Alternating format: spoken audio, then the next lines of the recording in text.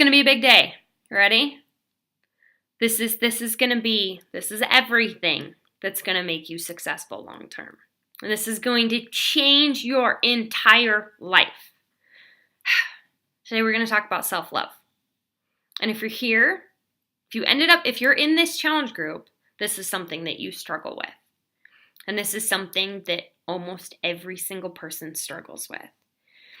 And without self-love, you can never fully reach your potential because you have to love yourself and trust in yourself and believe that you're worth that in order for that to happen. This is something I really struggled with. What got me in a challenge group was the fact that I looked in the mirror and I hated what I saw. And more than just hating my body, I'd grown to hate what was inside of it. I'd grown to hate me. And life's all relative, right? And for me, that was a low place. For some people, that's a normal. And the reason it was such a low place for me is because I grew up with a mom that never, I still can say this, never have I ever heard my mother say a negative word about herself. Ever. In my entire life. And growing up, we weren't allowed to use self-deprecating language in our house. We weren't allowed to talk negatively about ourselves. And my brothers and I fought like crazy, but we weren't allowed to say negative things about each other. We, told each other shut up, called each other buttheads, called, whatever, but we weren't allowed to say negative and hurtful words to each other because the world's a really scary place and there's people out there that are going to hurt you and going to be mean to you, but this is your family and this is a place where you will always be safe and you will always be taken care of. And she said to us, quote, "I don't give a shit if you don't like each other, but you will love each other and you will take care of each other." And so to this day that we make jabs at each other and then we fight and we'll get in a fight and we'll call each other bad names. But if there's ever a point where anything gets out of joking, it's very clear that I'm sorry, you're not that. I love you. You're amazing. You're fantastic. You're beautiful. You're whatever. And so because I grew up in that, I remember being in 6th grade and that it never was a thing. I seriously cannot think of one point ever where I heard my mom say, I've never heard her say anything bad about herself. And so I remember being in 6th grade and standing in front of the mirror. I hung out with the cool girls, like, the most beautiful girls, and standing in a line in the bathroom. And the funny thing about those, like, really, really beautiful girls, they're usually also the ones with the lowest self-esteem and the hardest time loving themselves. And standing in a line with all these girls in the bathroom and looking in the mirror and going down in a line. They went down a line and everybody looked in the mirror and said something they hated about themselves. I look fat today. I hate my eyes. And like doing this kind of thing. Like, oh my God, my eyebrows are awful. Look at my nose. I hate my mouth. I hate my teeth. I hate my hair. And it got to me and I didn't know how to do it. What are we doing? Like, I didn't get it. Like, first of all, dumbest use of our lunch break ever. A. B. Why are we doing this? But I wanted to fit in. And these were the cool girls. And I wanted to be friends with them. And that being in that group too is like almost scarier than being on the outside. Honestly, for anybody who wonders, like it was like growing up in Mean Girls. Real life. My group of friends had a burn book way before the movie came out. So I jumped in and anything and everything that we did, I did. And so I remember looking in the mirror and so many of the girls in the line said, I hate my curly hair because they had naturally curly hair. And so I said, I hate my curly hair. And then I remember looking at it and thinking, I think I do hate my curly hair. Like it's awkward. Look, there's nothing normal about it. It does this, what's this weird? I don't know. And it took until I was 25 years old and engaged we weren't even engaged yet, but it took till I was 25 years old and the love of my life drilling into my head how great my curly hair was for me to just like let it be. And that's something I didn't pick up until I was like 13, 14, 15. And so for me to go from being in a safe place where I always felt good and we always loved each other and everything was fine to hating myself was a huge drop for me. And this is where things become relative. And so it also enabled me to kind of jump back a little bit quicker. And for some people, this is their normal, that they grew up and saw their mom look in the mirror and say, I look fat. Say, I hate my wrinkles. I hate my hair. I hate whatever. And so many of you, a majority of my challenge groups are females. And a majority of my challenge groups are parents. And so if you're looking in the mirror and you're saying that to yourself, I bet it's probably because your mom might have done that and that you saw her do that. And growing up, I guarantee that that's what you did at lunch with your friends. And that's not normal. That's not healthy, because until you love you, you can't really take care of you. And so I'm just going to talk you through an exercise here. And this is how I'm able to think. And 99% of the time, I'm able to speak to myself in a nice, calm, loving way that I love me. There's times I get mad at me and I'm like, bitch, what are you doing? But even then, it's out of love. And when you learn to love yourself, your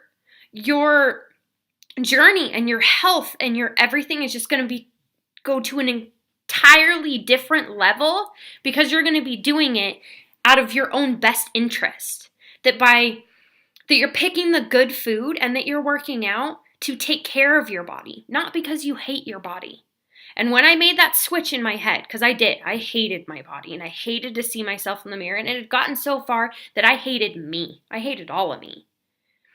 And when that switch happens, and you got to work at it, but there'll be a switch in your head where you can fall in love with you, all the mess and bullshit and the shit and all of it, and you fall in love with it. And let it just be part of you, because nobody's perfect. And those people that you love, those people that you're head over heels in love with, those kids, they're your significant other, whoever that you're head over heels unconditionally in love with, they're not perfect either. And it's through those flaws that they're whole people, that you're able to fully love a whole person. No one wants to. Perfect sounds awful. Blech. Gross. Nobody wants that. So what I want you to do, and this is what I do, that I want you to think of someone that you love unconditionally and that is perfect in your eyes, that they could never do anything wrong, okay? And now that voice in your head, instead of talking to you and how you feel about you, I want you, when something comes up, when negative thoughts come up, when I'm not worth it, when I'm not good enough. This time isn't going to be different because I always fail. You're never going to look good in that outfit. These are all things that happen in my head. But instead, I think, what if Tia's my wifey, my best friend in the whole entire world. We're soulmates. We were married in a past life, I'm sure of it. And she's I would bury a body for this girl, straight up. So if anybody we know goes missing, I definitely had nothing to do with it. But I love her unconditionally, and there's nothing she could ever do wrong that would make that go away. And so when a thought like that comes into my head, I think, what would I say to Tia? How would I talk to Tia? Because if Tia came to me and said, I'm not worth it, I'm not good enough, it's not going to be better, what would I say to Tia? You deserve everything in the world. And there's nobody more worth it than you. And you may not feel 100% in that outfit right now, but you're looking amazing. And it's only going to get better the harder you work, because you're good enough. That's what goes on in my head. And it's the reason that that's now my default, and that I can talk through that. And that same girl can go, bitch, what are you doing? No, you're better than that. The reason that can happen is because I have learned to love me and talk to me and respect me like I love and respect Tia. So your challenge in this self-love video, it's a little bit long, but this is a hard one, is that change that thought in your head and switch it to, you're talking now to your little girl. You're talking to your best friend. You're talking to your significant other. Treat yourself with that same love and respect that you treat those people. Because unless you treat yourself with that respect, you're never going to be able to take care of yourself. And the moment that I stopped working out, stopped focusing on changing my body because I hated my body, and instead respecting, appreciating, and taking care of my body, my entire body, my body chemistry has literally changed. That I'm sitting at 160 right now. This is the end of March in 2014. And I've been on my journey for 6 months, and I've lost 37 pounds. And I'm sitting at 160 right now, and I'm fitting in a clothes I wore at 145, and at 145 was like my best ultimate body weight. And I still have weight to lose, and my clothes are getting too big. And that happened, that like I dropped. It went from losing 27 pounds, losing 37 pounds, and it just dropped off. And I didn't change any of the habits or change anything that I was doing. The only thing that changed was my mindset. And I went from doing this because I hated my body to instead because I loved my body and I wanted to take care of me and I deserved to feel good. And it didn't matter what it looked like in the mirror because it allowed me to run. And my body allows me to get up and function and go and attack the world every single day. And I switched into that mindset. 10 pounds dropped off and my entire body is changing. And it's all because of this. And once you get this under control, you're unstoppable. Unstoppable. And you're teaching, let your little girl be that little girl that looks in the mirror in 6th grade and doesn't know how to talk bad about herself. Because the only way she can learn that is through you. Okay? And not all of you have kids. Not all of you, whatever. But whoever that little girl in your life is, people are watching you. You're an example. You're motivating. You're inspiring people. Whoever that little girl is, change that. And this is sacred. Your brain, your mindset, everything that you've got going on here, this positive thing you've got working is sacred. Do not let anybody walk through your house with their dirty shoes. And you're building a house. You're building a new, beautiful, magical castle. Don't let anybody come through that's going to say negative things about you, that's going to talk down to you, that's going to tell you you're not worthy, that's going to tell you you're not good enough, because you don't need them. And unless someone's helping you and uplifting you and supporting you, and unless they love you unconditionally, you don't need them. Okay? And take care of this so you can take care of all of this. Okay? A little bit of a long video.